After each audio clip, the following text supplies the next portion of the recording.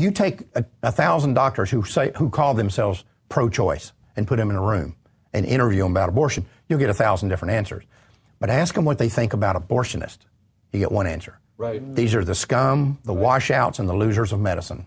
And it's hypocritical. And it's true. And it is true. And it's hypocritical, but it's the way it is. And it's like when we were doing the research for MAFA 21, you'd come across this information about slave traders. And even people who supported slavery, either politically or actually owned slaves, would not let their children play with the children of slave traders. Right. Slave traders were considered the pariah of the community, even if you're pro-slavery. That's the same parallel here. Now, you also get these people that are not only scum, but they're incompetent beyond belief. We've got a Department of Licensing and Regulatory Affairs Bureau of Health Professionals in the state of Michigan who was disciplined as Dr. Franklin Seabrooks. Now, I'm just going to give you the thumbnail sketch of this thing. It's pretty astonishing. This woman goes to him for an abortion. She thinks that she is 6 weeks pregnant, between 5 and 6 weeks pregnant. He does an examination on her. Now, he's a practicing abortionist, right? And he determines that she's 9 to 10 weeks pregnant. Okay. He's probably right? Because she's not a doctor. Right. He's a doctor, and he's done an examination, and he's found out that she's 9 weeks pregnant. He just wants to charge her more. He tries... Still first trimester. Yeah, still a first trimester. He tries 3 times to abort this pregnancy and can't. Can't get it done. He then tells her that her uterus was still large and that he wanted a second opinion. So he sends her to another abortionist, Rodolfo Finkelstein, 30 miles away. Okay? He determines that he determines that she's in her second trimester. He's a specialist in second trimester abortions, and this first guy thinks, well, maybe she's more than 9 to 10 weeks, so he sends her to this guy.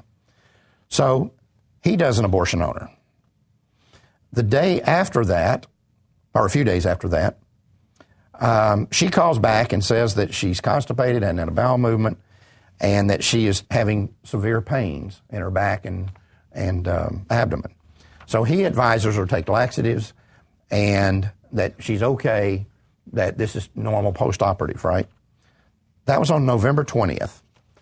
On November 21st, the next day, she decides to take matters in her own hands. She shows up at the Huron Valley Sinai Hospital emergency room, complaining of severe back pain and vaginal bleeding. So I can see where this is going. they start doing an examination on her and find out that she is pregnant, right? 7:50 that evening, she delivered a 35-week male baby. Wow. 7 o'clock that night. Healthy? The baby survived. He had abrasions and multiple scalp wounds. So apparently when these animals that were attempted abortion, they injured him, and he had scalp wounds and abrasions on his head. But he was eventually discharged in stable condition just about 2 weeks later. So he survived.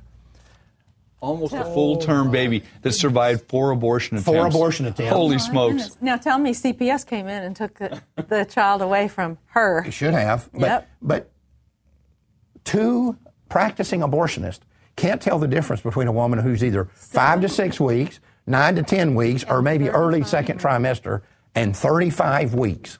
My goodness. Is there any doubt in your mind why these people are doing abortions and aren't operating a legitimate OBGYN practice? Unbelievable. These guys are the What morons state was in this. that? Where did that happen? Michigan. But this happens everywhere. Yeah. We've got tons of documentation on this all over the country. I want to know the rest of the story, though. They had no That's- clue.